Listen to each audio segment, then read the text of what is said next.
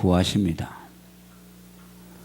하나님이 우리 인간을 평가하실 때 무엇으로 평가하시는가? 사람이 평가하는 기준과 하나님이 평가하는 기준이 전혀 다릅니다. 세상 사람들은 그 사람의 학식이나 돈이나 지위나 권세를 가지고 그 사람의 가치를 평가하지만은 하나님은 오직 믿음으로 그 사람을 평가하십니다. 이 기준은 일반 사람들의 생각과는 너무나 다릅니다. 믿음이 좋다고 해서 세상 사람들이 그를 존경하거나 그를 인정해 주지도 않습니다.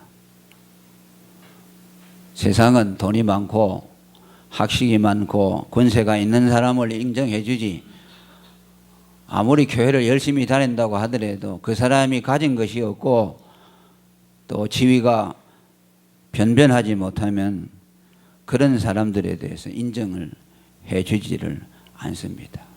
이건 이 시대뿐만 아니라 성경의 사람들을 보더라도 알 수가 있습니다. 극단적인 예가 될지 모릅니다만 거지 나사로 같은 사람은 평생을 거지로 살다가 하나님 앞에 부름을 받았습니다. 그 사람을 누가 존경하겠습니까?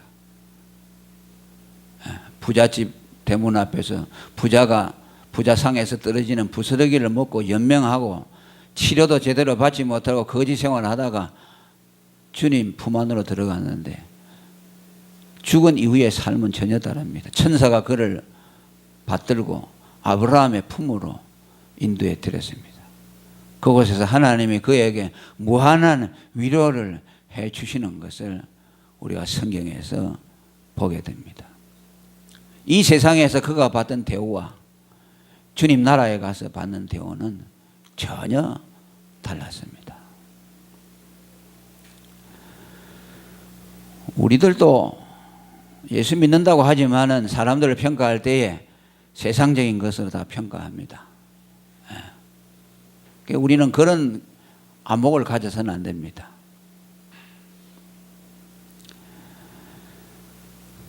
그래서 믿음을 갖다가, 이건 믿음이라는 것은 너무나 사람들의 눈에 가리워져 있기 때문에 비밀이라고 디모데전서 3장 9절에 말합니다.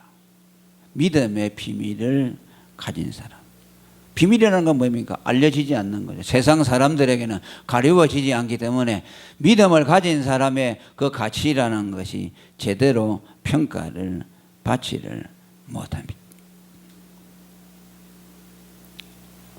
믿음은 그 사람의 세상의 지위나 부와 학식과는 전혀 별개의 문제입니다. 머리가 좋다고 해서 예수를 잘 믿는 것 아닙니다. 아마 머리가 좋은 사람들이 예수를 잘 믿는다고 하면은 무식한 사람들은 예수를 믿을 수가 없을 겁니다. 오늘도 저 시골에 할머니들, 난도고 기억자도 모르는 사람들이, 할머니들이 예수를 믿고 기뻐하면서 좋아합니다. 유식한 세상 사람들이 볼 때는 저 할머니가 무식해서 저런 종교에 빠졌다고 생각합니다.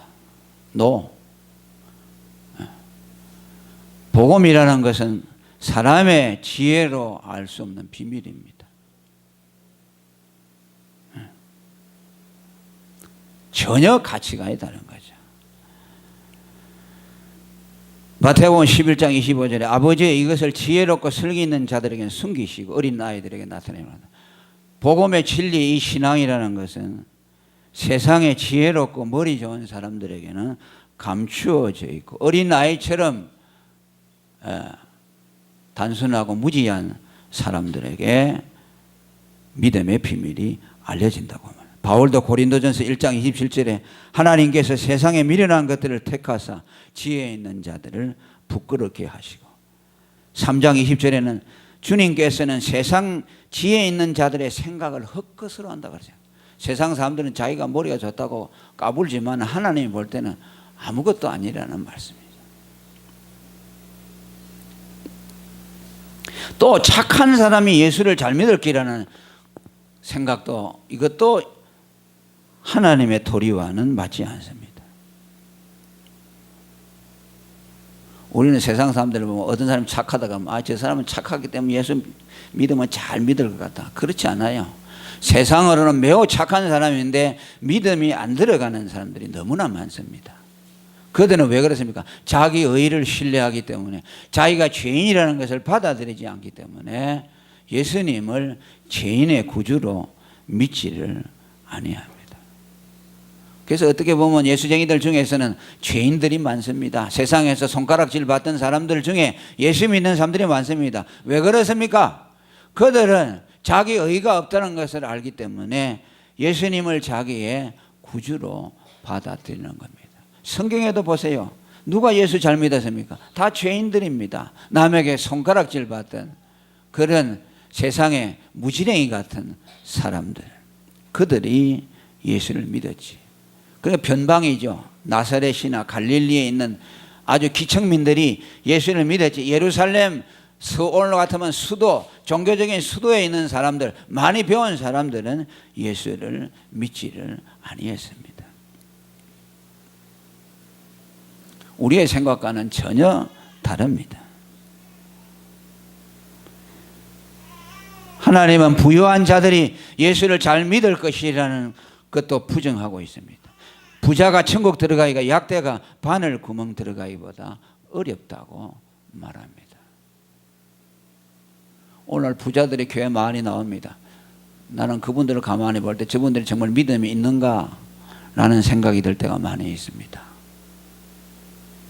부유한 사람은 예수를 믿기가 어렵습니다. 왜? 그는 부를 신뢰하기 때문에 예수를 신뢰할 수가 없어요. 그래서 야고보 2장 5절에 보니까 하나님은 세상의 가난한 자를 택해서 믿음으로 부유하게 하신다고 말했어요. 부자들이 아니라 가난한 사람들을 택해서 그들에게 믿음의 부자가 되게 한다고 말합니다. 성경에도 보면 라오디게아 교회는 부유하고 부족한 것이 없다고 했지만은 곤고하고 가련한 것과 가난한 것 눈먼 것이라고 했어요. 그들에게 물질의 부여는 있었지만 믿음에는 가난했다고 말합니다. 반면에 스무나 교회는 계시록 2장 9절에 보면 네가 궁핍하지만은 실상은 부유한 자라고 말합니다. 무슨 말입니까? 현실적으로는 경제적으로 어렵지만은 믿음은 참으로 부유했다는 말씀입니다. 그래서 오늘 우리가요, 가난하게 해주신 것에 대해서 그것이 꼭 좋은 건 아닙니다만은 우리를 낮추어서 나로 하여금 죄 많은 허물이 있게 하시고 가난하게 하시고 약하게 만들어서 예수님을 의지하지 아니하면 안 될 정도로 우리를 약하게 낮추어 주신 하나님을 찬송해야 합니다. 인간은 교만하기 때문에 자기에게 뭐가 조금이라도 있으면요, 절대로 예수님을 전심으로 믿을 수 없습니다. 남보다 아는 것이 조금 하나라도 더 있다고 하면은요, 절대로 믿을 수가 없어요. 그가 대단한 사람이라도 자기의 무지를 고백하고 나는 하나님의 진리를 내 머리로 알 수 없다는 것을 깨닫고 고백하는 자에게만 예수 그리스도가 나타나 주십니다. 그럼 왜 하나님은 이 믿음을 우리에게 요구하시는가? 성경에 보니까 두 가지로 말하는데 하나는 믿음을 하나님이 기뻐하시는 것이라고 말합니다. 히브리서 11장 6절에 믿음이 없이는 하나님을 기쁘시게 못하나니 그러죠. 하나님께 나아가는 자는 그가 계신 것과 그가 자기를 찾는 자들에게 상 주시는 이심을 믿어야 한다. 이 말은 뭡니까? 인간이 자기가 죄인인 것을 알고 그 죄인이 하나님께 찾아 나가면은 하나님이 그에게 구원의 상을 베풀어 주시고 하나님이 예비하신 은혜를 주신다는 것입니다. 하나님은 우리에게 주시고자 하는 것이 있습니다. 그것이 무엇인가 하니까 구원인데 그 구원은 하나님이 당신의 아들을 희생시킨 십자가의 대속을 통해서 우리에게 구원을 주십니다. 그래서 그 하나님의 주시는 구원을 믿음으로 받아들일 때 하나님이 택자들을 위해서 예비해 놓으신 그 많은 은혜와 약속들과 그 구원과 축복들을 그들에게 줄 수 있기 때문에 하나님은 믿음을 가진 자들을 기뻐하시는 겁니다. 믿음을 받아들이지 아니하는 자에게는 하나님이 그들을 위해서 희생시켜 놓으신 아들의 희생을 헛되게 하기 때문에 죄인들이 예수 그리스도를 믿음으로 받아들일 때에 하나님이 그들을 위해 준비해 놓은 모든 은사들을 그 희생을 그들에게 가치롭게 만들어주기 때문에 주님은 믿음을 기뻐하시는 겁니다. 그래서 하나님의 뜻은 뭐라고 했습니까? 아들을 보고 믿는 자마다 영생을 얻는 이것이라고 말합니다. 로마 4장 19절에 아브라함은 하나님께서 약속을 드디 이루어졌지만 그 약속을 이루어질 것을 믿고 끝까지 기다림으로 하나님께 영광을 돌렸다고 로마서 4장 20절에 말씀합니다. 100세가 되어서 자기 몸에 좋은 것 같음을 알고도 약속을 의심치 않았다. 왜? 그는 하나님은 예수 그리스도를 죽은 자 가운데서 살리시는 것과 같이 자기의 몸을 하나님이 죽은 것 같은 몸을 살려서 생명을 잉태할 수 있게 해주신다는 것을 믿기 때문에 그것이 어디에서 나왔습니까? 예수 그리스도의 십자가의 대속과 부활에 대한 신앙에서 나왔습니다. 아브라함의 아들 이삭을 하나님 앞에 드릴 때도 어디서 나왔습니까? 죽은 자를 살리시는 하나님을 믿었기 때문에 아들을 하나님 앞에 드렸다고. 내가 이 아들을 죽여서 제물로 드리지만 하나님이 이 아들을 반드시 살려주실 것이라는 믿음. 장차 예수님이 오셔서 십자가의 대속의 죽음을 죽을 때 하나님이 그를 살리실 것을 그는 믿었기 때문입니다. 예수님이 제일 분노하신 때가 있냐면 믿지 아니하는 때입니다. 착하지 않은 사람들에 대해서 예수님은 책망하지 않았습니다. 제자들에게 뭐라 했어요? 이 믿음이 없는 자들아, 믿음이 없는 자들아, 왜 약속을 드디 믿느냐? 왜 믿지 못하느냐? 그것에 대해서 강조하셨습니다. 바리새인 서기관들을 향해서도 뭘 요구했습니까? 나를 믿으라고 했습니다. 그런데 그들이 안 믿었습니다. 그들은 너무나 착한 사람들입니다. 종교적인 계율을 잘 지킨 사람입니다. 법이라고 하는 것은 1.1핵도 어기지 않습니다. 오늘로 말하면 교통법규, 국가에 세금 내는 것, 또 하나님 앞에 종교적인 의무 전혀 흠잡을 데가 없습니다. 그런데 예수님은 그들을 향해 독사의 새끼들이라고 말했습니다. 왜 그런지 압니까? 왜 착한 사람들을 보고 독사의 새끼들이라고 하느냐? 하나님이 그들을 구원하기 위해서 아들을 희생이 시켜놓는데 그 아들의 희생을 가볍게 해야 하지 않습니까? 그 예수를 믿어야만 예수님의 죽음이 그 사람에게서 가치롭게 되는 거예요. 아들을 안 믿으는 게 어떻게 해요? 그들에게 예수님의 죽음이 헛되는 겁니다. 예수님의 죽음을 짓밟는 것입니다. 그것이 예수님에게는 가장 악했습니다. 늘 말하지만 왜 우리가 지옥 가는 줄 압니까? 착하지 않아서 지옥 가는 것이 아닙니다. 예수를 믿지 않기 때문에 지옥 가는 겁니다. 불교는요, 극락정토에 누가 갑니까? 적선을 많이 한 사람이네요. 적선이 뭡니까? 선을 많이 쌓은 사람에게 간다 그래요. 그러니까 그들은 어떻게 하는지 착하게 하려고 하죠. 어떻게 보면 불교 신자들이 더 착해요. 왜? 그들은 착한 것을 해야 천국에 극락정토에 들어간다고 하기 때문에. 그럴 수밖에 없죠. 여호와의 증인들은 왜 그렇게 열심히 전도합니까? 14만 4천에 들어가야 돼. 전도해서 열심히 해야만 14만 4천 구원받은 수에 들어가니까 안 할 수가 없습니다. 중세시대 때 많은 사람들이 왜 헌금을 로마 천주교에다 바쳤습니까? 지금 저 로마에 있는 바티칸에 있는 성 베드로 성당은 면제부를 가지고 팔아서 그 건축비를 충당했습니다. 그걸 200년 동안 지었습니다. 200년 동안 지었으니까 건물이 얼마나 돈이 많이 들어갔겠습니까?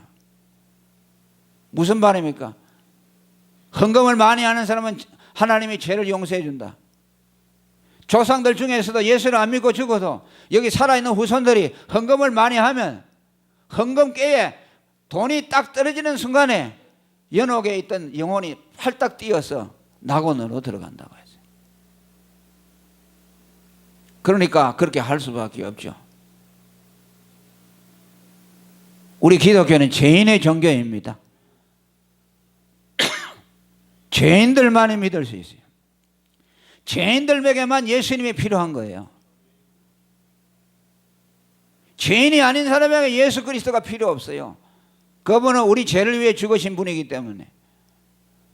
여러분들이 교회 나오는 목적이 뭡니까? 여러분들은 죄인이고 하나님의 심판을 받아야 되는데 예수님이 여러분들의 죄를 대신 십자가에 담당해 주었다는 걸 믿는 겁니다.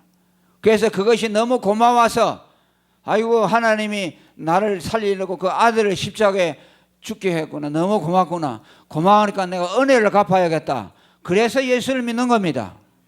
그래서 헌금도 하고 그래도 주님의 날도 지키고 하나님이 기뻐하는 일들을 갖다가 행하는 겁니다. 너무 고마워서. 천국 가려고 하는 것이 아니고 우리를 구원해 준 것이 너무 고마워서 하는 거예요.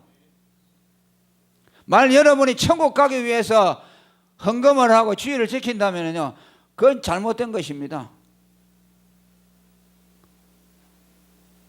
그래가지고 천국 못 가요. 믿음을 가져야 됩니다. 예수님을 믿어야 됩니다. 예수님은 나의 구세주라는 것을 믿어야 합니다. 그래서 이 믿음을 지키는 일이 너무나 중요하고 바울은 평생 사도였지만은 믿음을 지키는 일에다가 목숨을 걸었습니다. 그러지 않습니까? 그가 복음을 위해서 순교했습니다만은 그거보다 더 중요한 건 뭐냐면 믿음을 지키는 일이야. 예수가 그의 구세주라는 믿음이고 예수가 하나님의 아들이고 하나님이 자기를 사랑해서 아들을 내어주셨다는 그 믿음을 굳게 지키는 이것을 위해서 평생 투쟁한 사람입니다. 왜? 마귀라는 놈은 그것을 믿지 못하도록 우리 마음속에 의심을 넣어주고 우리를 종교적인 신앙인으로 만들려고 합니다. 오늘 종교적인 신앙인들이 많아요. 왜 교회 다니느냐? 그게 종교생활을 하는 겁니다. 자기가 죄인이라는 거, 죄인이라서 예수가 나를 구원해 주기 때문에 신앙생활을 하는 것이 아니라 그냥 높은 단계의 문화생활입니다. 고상하게. 왜? 세상에 돈도 있지요. 또 지식도 다 있죠. 그러니까 그 다음에는 뭐 별로 할 게 없잖아요. 그러니까 이제 나가서 목사님들이 얘기하는 거 고상한 얘기를 종교적인 강화를 들으면서 위로받는 겁니다. 그가 마지막에 순교를 앞두고 고백한 것이 디모데후서 4장 7절에 있습니다. 내가 선한 싸움을 싸우고 나의 달려갈 길을 마치고 믿음을 지켰다고 말합니다. 할렐루야. 맨 마지막에 할 일은 뭐냐? 주님, 내가 믿음을 지켰습니다. 평생 내가 예수님 십자가 복음을 믿고 그 믿음을 지켰습니다. 그 믿음만을 위해서 내가 살았습니다 라고 고백해야 돼요. 그리고 그의 사랑하는 영적인 아들인 디모데를 향해서도 뭐랍니까? 너도 나와 같이 믿음의 선한 싸움을 싸우라고 디모데전서 6장 12절에. 목사가 여러분들에게도 뭘 얘기하냐? 믿음의 싸움을 싸우십시오. 유다서 1장에 너희가 단번에 얻은 믿음의 도를 위해서 힘써 싸우라. 이 믿음을 갖는 것이요, 마귀가 제일 싫어하는 거예요. 그래서 유럽 교회가 이 믿음을 변질시켜서 지금 유럽 교회가 다 쇠락해졌어요. 영국에도요, 다 교회가 쇠락됐어요. 이슬람에서 교회를 엄청나게 잘 지어놔서 영국에 가면 그건 기독교의 본산이죠. 미국의 교회가 영국에서 청교도들이 와서 세웠잖아요. 그러니까 교회가 얼마나 아름답겠잖아요. 그런데 그게 교회가 비어가지고요, 이슬람에서 그걸 사가지고 이슬람 사원으로 쓰고 있어요. 그런 교회가 많습니다. 왜 그런지 압니까? 예수가 죄인의 구주라는 것을 버렸어요.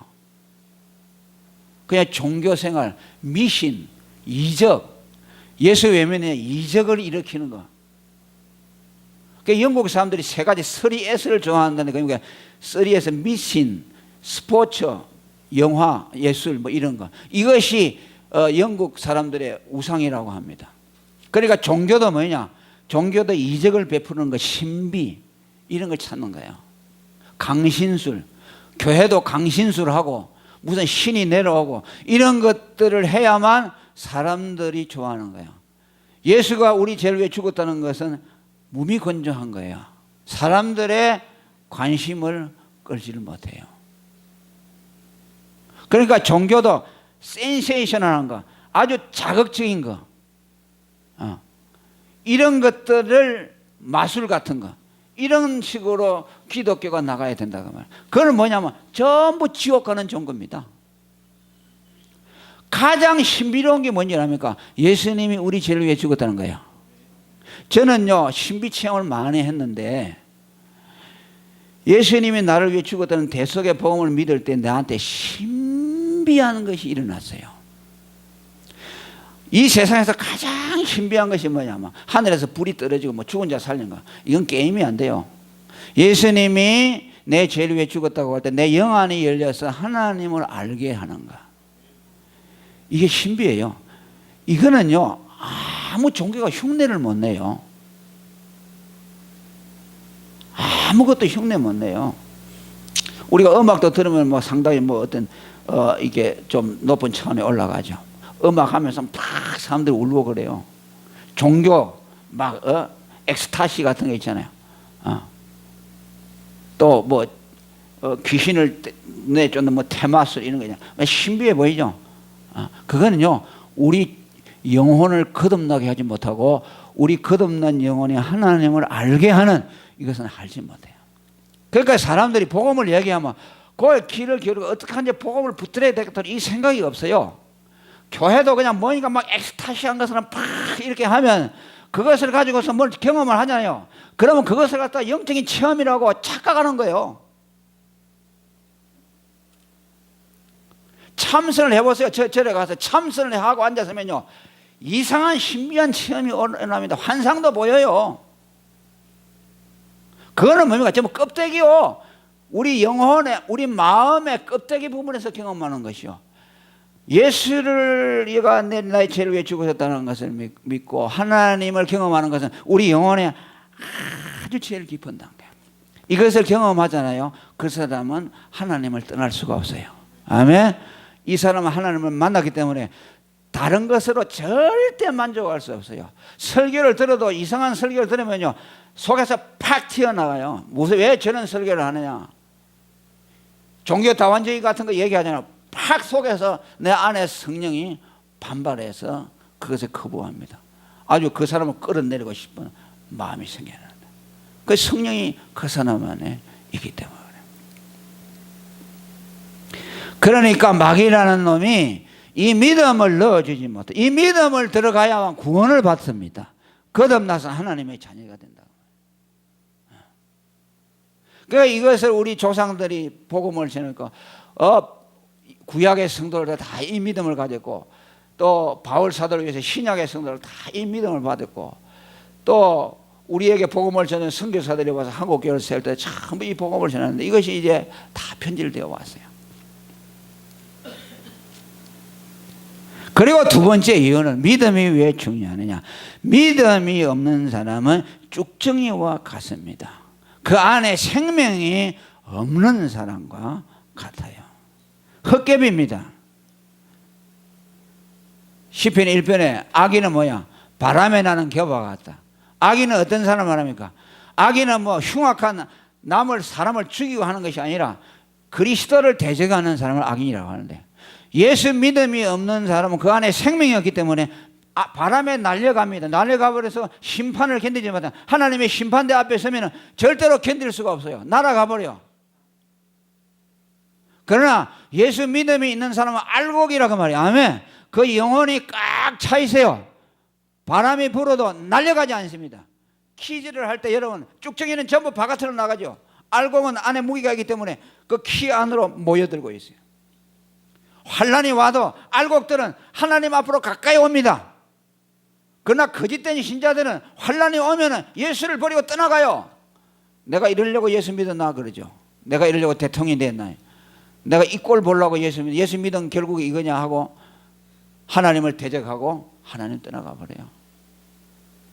그런 사람들 많잖아요. 평범하게 있을 때 믿다가 좀 어려움이 오면 이거 뭐 하나님이고 뭐 개나발이고 없다고 나가면 교회 안 나오죠.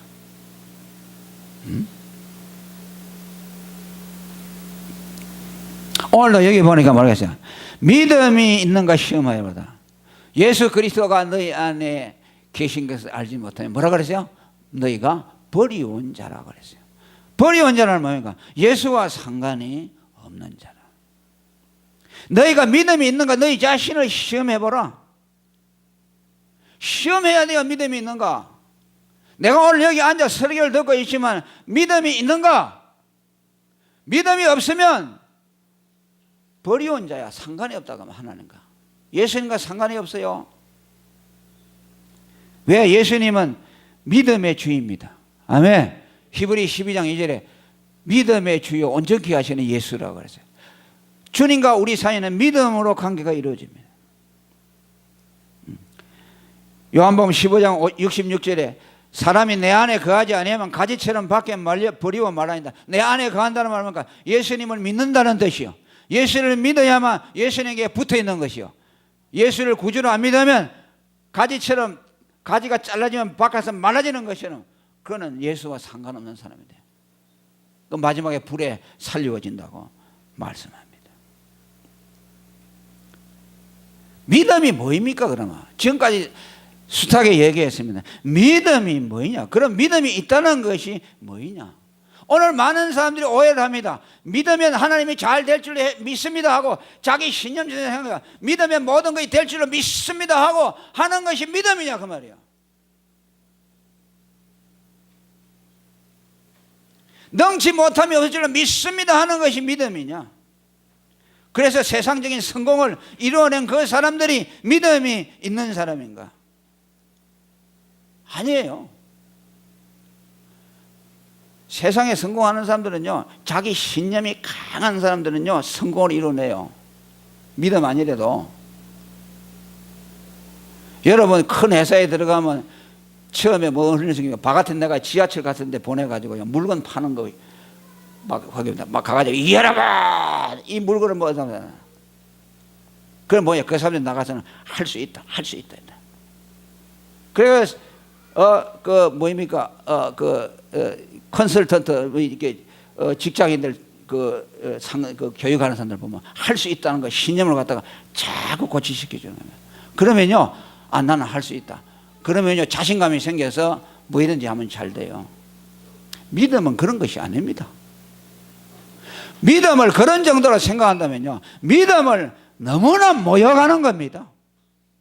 그건 심리학이지, 신념이지, 믿음이 아닙니다. 그거는 세상에서 다른 종교에서도 얼마든지 할 수 있어요.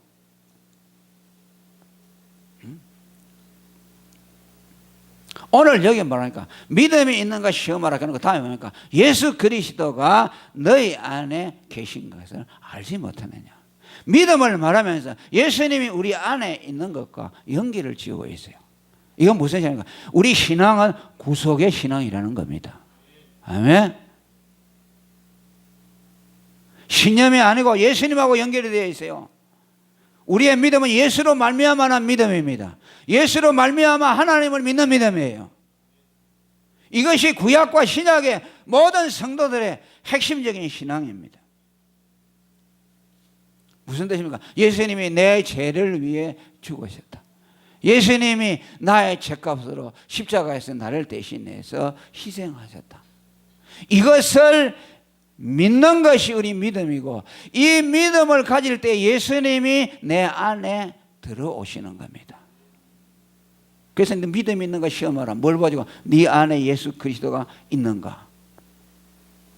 예수가 내 죄를 위해 죽으셨다. 그분이 나의 대속죄라는 걸 믿을 때 예수님이 내 안에 들어오셔서 자신을 계시해 주시고 주님이 내 안에 와 있음을 성령으로 알게 합니다. 할렐루야! 그러면 그게 믿음의 확증이에요. 성령으로 말미암아. 이거 외에는 확증받을 길이 없어요. 믿음이 있느냐? 자, 우리가 100사람 1000사람 모아놓고 너 기독교 신앙이냐, 네 믿음이 뭐냐, 네가 믿음이 있다고 할 때 그 믿음이 뭔가 설명해보라 라고 하면 정확하게 말할 수 있는 사람들이 얼마나 되겠느냐고 말이에요. 네 믿음의 실체가 무엇이냐, 뭘 믿느냐, 네가 믿음이 있다고 하는 증거를 내봐라 라고 말하면 말할 수 있는 사람이 얼마나 되겠냐고.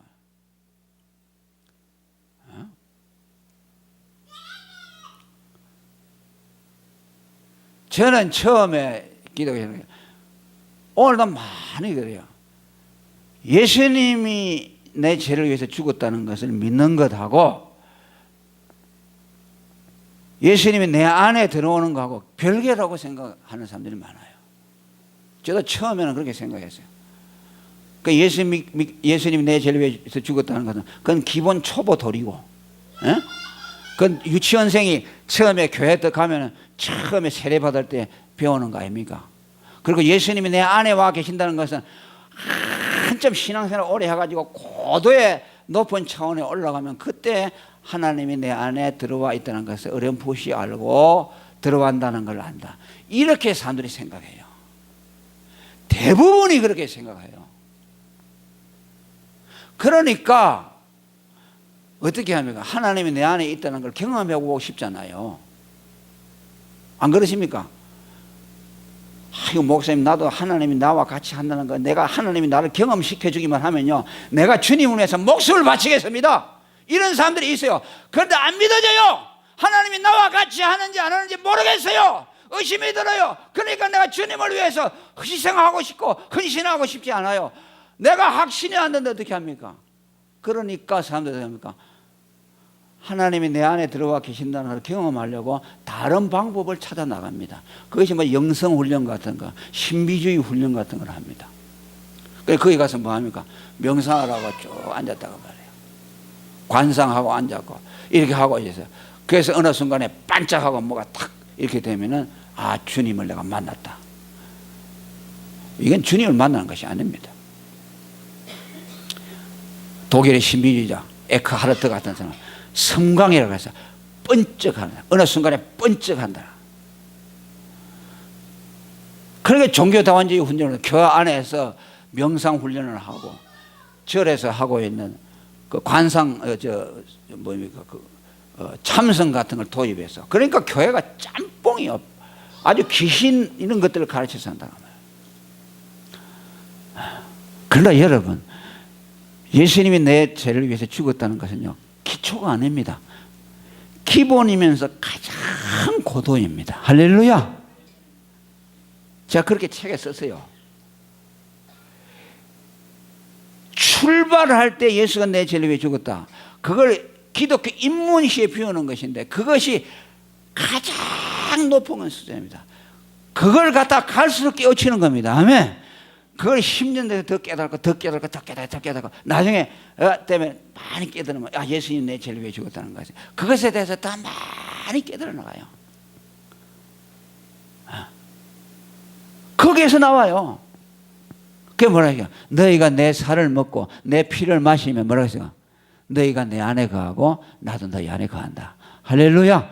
주님이 우리 안에 거하시는 길은 하나밖에 없습니다. 그분의 죽음을 나의 죽음으로 받아들이는 겁니다. 예수님이 내 죄를 위해서 대신 죽으셨다는 것. 주는 그리스도시요 살아계신 하나님의 아들이라는 베드로가 고백한 그 신앙의 고백을 똑바로 한 사람에게 주님이 그 사람 안에 들어가셔서 성령으로 주님이 그와 같이 한다는 것을 증거해 주시는 거예요. 이것이 뭐냐? 이것이 믿음의 확정이다. 이것이 없는 사람은 버리운 사람이다. 네 믿음이 있는가? 네 자신을 시험하라. 핵심을 붙들어야 돼요. 훈련으로 되는 것이 아니고 예수님을 나의 대속주로 믿은 그 순간에 내가 주님을 모시려고 하는 것이 아니고 거기에 대한 전혀 의식도 없어요. 주님을 모셔드리려고 노력할 것도 없고 인간적인 꾀를 부릴 것도 없어요. 예수님이 내 죄를 위해 죽으셨다는 이 핵심을 붙들어야 돼요. 왜? 하나님이 그 일을 위해서 아들을 보냈잖아요. 이것이 영원한 경륜이에요. 인간이 하나님을 만나는 유일한 길입니다. 영원부터 세워놓으신 하나님의 계획입니다. 이 길 외에는 없어요. 그래서 성령을 보내줘서 그것을 믿어지도록 하는 겁니다.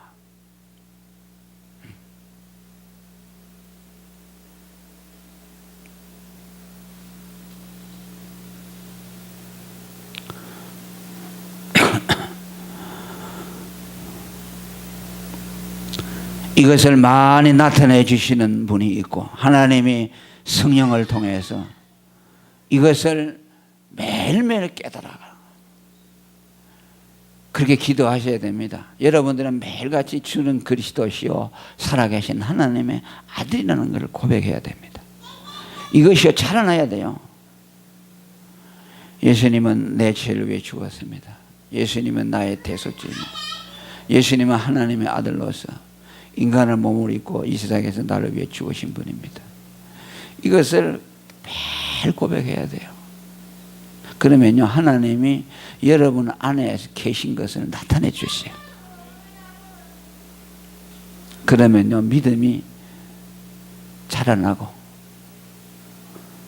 주님을 사랑하는 마음이 생겨나고, 아, 내가 이렇게 하나님의 사랑을 받았구나, 하나님의 사랑이 깨달아지고, 그때부터는 참다운 신앙인으로서 올바른 예배를 드리게 되고, 올바르게 기도하게 되고, 올바르게 찬송 부르게 되고, 자기가 앞으로 어떻게 살아야 할 것인가 하는 것에 대해서 하나님이 그에게 나타내 주실 겁니다.